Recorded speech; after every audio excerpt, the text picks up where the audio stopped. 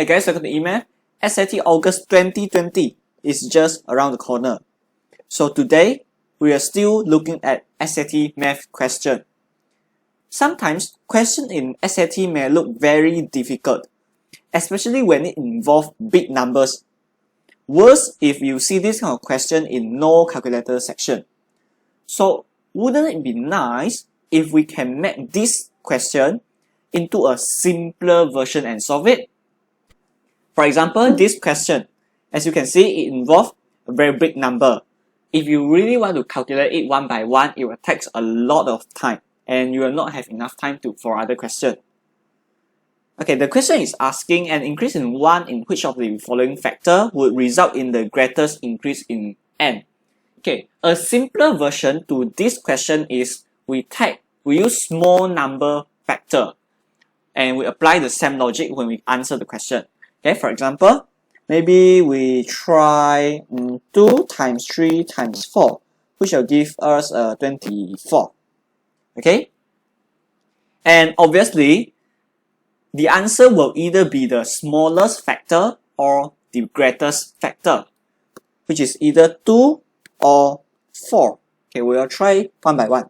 Okay, when 2 is increased by 1, we have 3 times 3 times 4, which gives us 36. Then when 4 is increased by 1, we'll have 2 times 3 times 5, which gives us 30. As you can see, 36 is greater than 30, which means the increase in the smallest factor would result in the greatest increase in the final product. Apply the same logic back to the question, the answer will be A.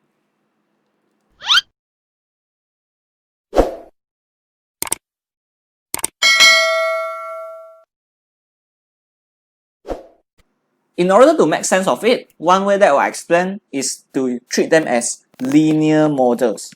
For example, if we have y equals to mx and y equals to n plus 1x, to find the difference in the final product, which is y, means we find the difference between the right hand side, okay, n plus 1x minus mx. Then we'll get an x. Now we try to compare the second pair of linear models.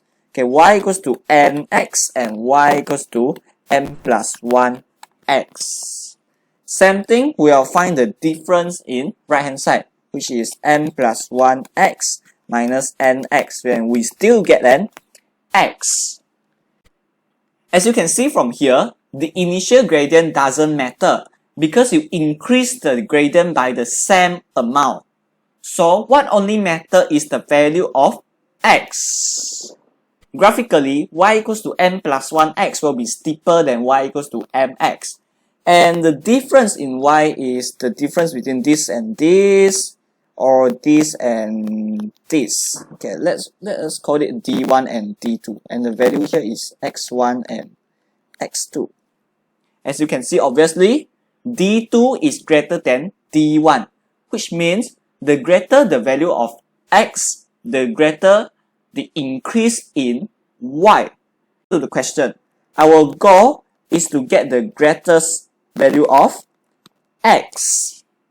And for this question, the first model that we want to consider is we treat all of them here be our x. So we have y equals to 113 times x, where, okay, I made a small remark here, maybe x1 equals to 119 times 127 times 131.